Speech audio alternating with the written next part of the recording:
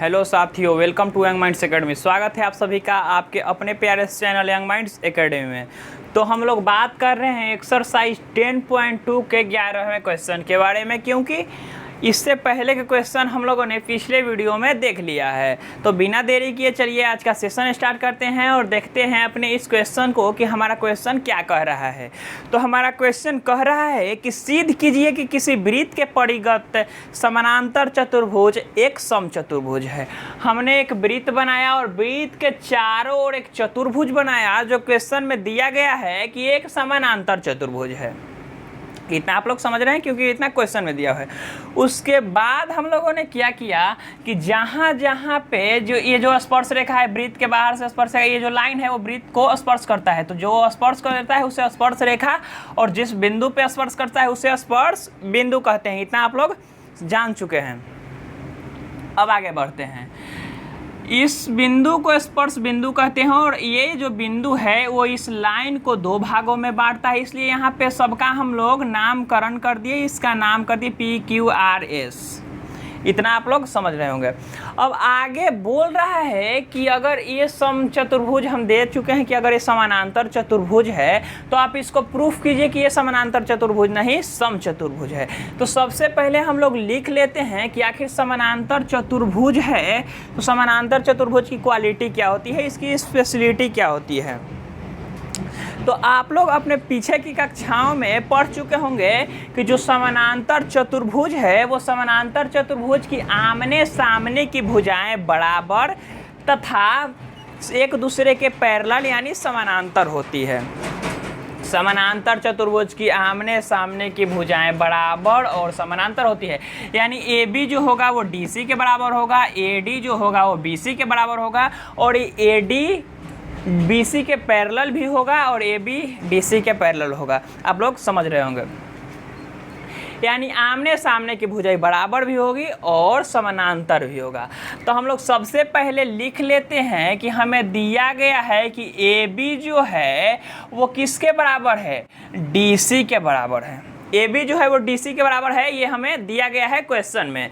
उसके बाद क्वेश्चन कह रहा है कि जो AD है वो किसके बराबर है, वो बराबर है BC के। तो आप लोग सिद्ध कीजिए, यानी हमें प्रूफ क्या करना है, हमें प्रूफ करना है कि AB is equal to BC is equal to CD is equal to AD। यानी क्या, जो समचतुर्भुज होता है वो समचतुर्भुज की सभी भुजाएं बराबर होती है। इसलिए हमें यही ना प्रूफ करना है कि AB BC के बराबर, BC CD के, यानी चारों भुजाएं आपस में क्या है, बराबर है। अगर ये हमने प्रूफ कर दिया तो क्या कह सकते हैं हम लोग कि ये एक समचतुर्भुज है। तो चलिए सबसे पहले देखते हैं। अब एक पॉइंट आप लोगों को मैं पहले भी बता चुका हूं और एक थ्योरम भी है जो आप लोग पढ़े होंगे, और अगर वो थ्योरम ना समझ में आए तो आप लोगों के लिए वो थ्योरम भी मैं लेके आऊँगा, आप लोग कमेंट बॉक्स में कमेंट कीजिएगा। तो चलिए सबसे पहले देखते हैं। वो थ्योरम था कि किस वृत्त पे किसी बाह्य बिंदु पे खींची गई स्पर्श रेखा, वृत्त पे किसी बाह्य बिंदु से खींची गई स्पर्श रेखा की लंबाई बराबर होती है। ये हम लोग थ्योरम में पढ़ चुके हैं। यानी क्या, जो AP है वो किसके बराबर है, वो AS के बराबर है। AP किसके बराबर है, AS के बराबर है। अगर पॉइंट A के लिए बात करें तो इसको समीकरण 1 मान लेते हैं। अब B पे चलते हैं। B पे चलेंगे तो जो BP है वो किसके बराबर है, BP BQ के बराबर होगा, BP BQ के बराबर होगा। इसको समीकरण 2 मान लेते हैं, इक्वेशन 2। अब C पे चलते हैं तो C पे चलेंगे तो CR किसके बराबर होगा, CQ के बराबर होगा। CR बराबर होगा CQ के। और अगर D के लिए बात करते हैं तो D के लिए बात करेंगे तो DR जो होगा वो किसके बराबर होगा, DS के। इसको 3rd और इसको 4th। अगर आप इन सब का रीजन बताना चाहते हैं कि ऐसा क्यों हुआ तो आप लोग लिख सकते हैं कि वृत्त के बाह्य बिंदु से खींची गई स्पर्श रेखा है। और जब इतना लिख देंगे तो एग्जामिनर जो है वो खुद से समझ जाएगा कि वृत्त के बाह्य बिंदु से खींची गई अगर स्पर्श रेखा है तो आपस में क्या होगा, बराबर होगा। नहीं तो इसको और भी बड़ा करके लिख सकते हैं, वृत्त के बाह्य बिंदु से खींची गई स्पर्श रेखा आपस में बराबर होती है। आप लोग ये लाइन भी लिख सकते हैं, नहीं तो इतना भी छोड़ देंगे तो एग्जामिनर समझ जाएगा। अब हम लोग आगे बढ़ते हैं और आगे बढ़ेंगे। अब हम लोग करेंगे समीकरण, चारों समीकरणों को हम लोग जोड़ देंगे। समीकरण 1 + 2 + 3 + 4।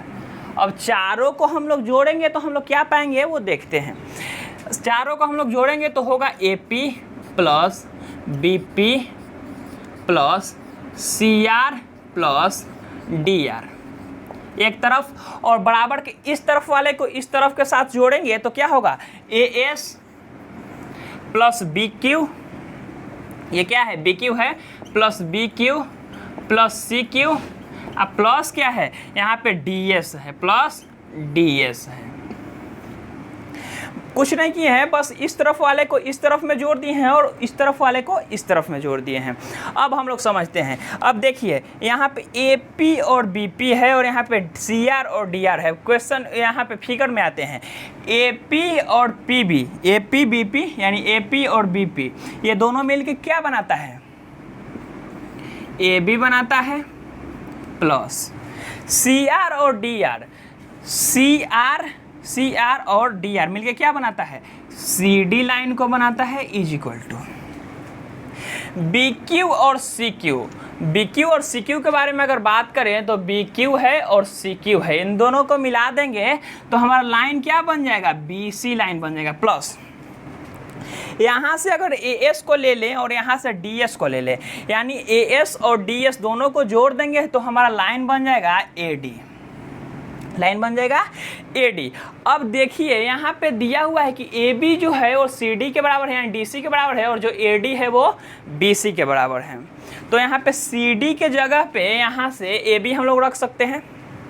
तो यहाँ पे AB + AB is equal to BC जो है वो AD के बराबर है, तो AD की जगह पे हम लोग BC लिख सकते हैं, यानी BC + BC। अब देखिए एगो BC या एगो AB या एगो AB, कैगो AB, दूगो AB इज इक्वल टू दूगो BC। 2 से 2 खत्म, यानी AB is equal to BC आया हमारे पास।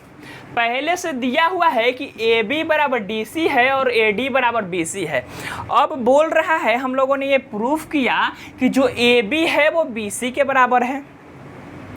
ये तो आपस में बराबर है, ये वाला इसके बराबर है और ये वाला इसके बराबर है।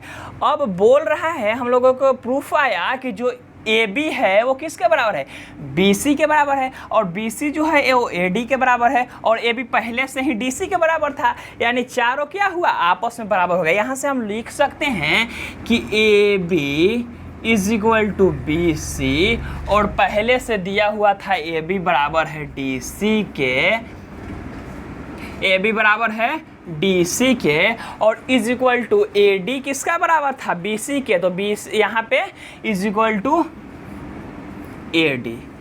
चार हो गया, AB बराबर BC बराबर DC प्लस AD।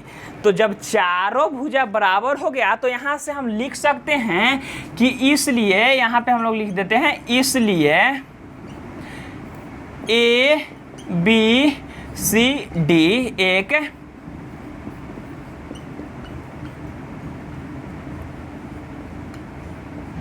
समचतुर्भुज है।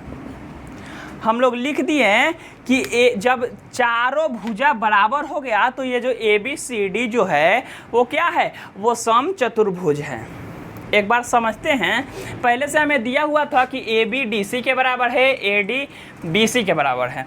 हम लोगों ने ये लिख दिया कि ये वाला किसके बराबर है। उसके बाद अब हम लोग प्रूफ करना है कि AB बराबर BC बराबर CD इक्वल टू AD। क्यों? क्योंकि एक समचतुर्भुज की भुजा है, साइड है।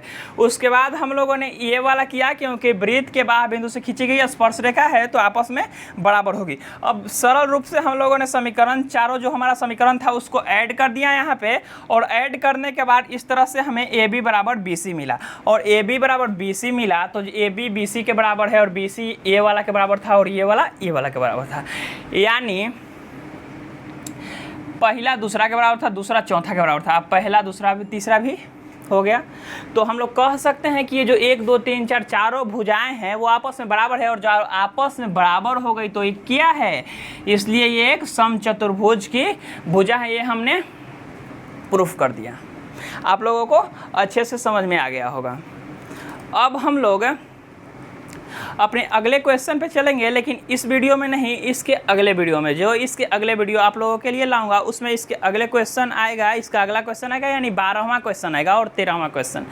तो मिलते हैं नेक्स्ट वीडियो में। अगर आप लोगों को ये वाला क्वेश्चन समझ में आया होगा और हमारा वीडियो अच्छा लगा होगा तो वीडियो को लाइक कीजिएगा और अपने उन दोस्तों के बीच शेयर कीजिएगा जिन्हें इनकी ज़रूरत हो। और अगर चैनल पर नए हैं तो हमारे चैनल को सब्सक्राइब कीजिएगा और बेल आइकन को ऑन कर लीजिएगा ताकि नए नए वीडियो का अपडेट सीधे आप तक पहुंचता रहे। तो मिलते हैं नेक्स्ट वीडियो में, तब तक के लिए धन्यवाद।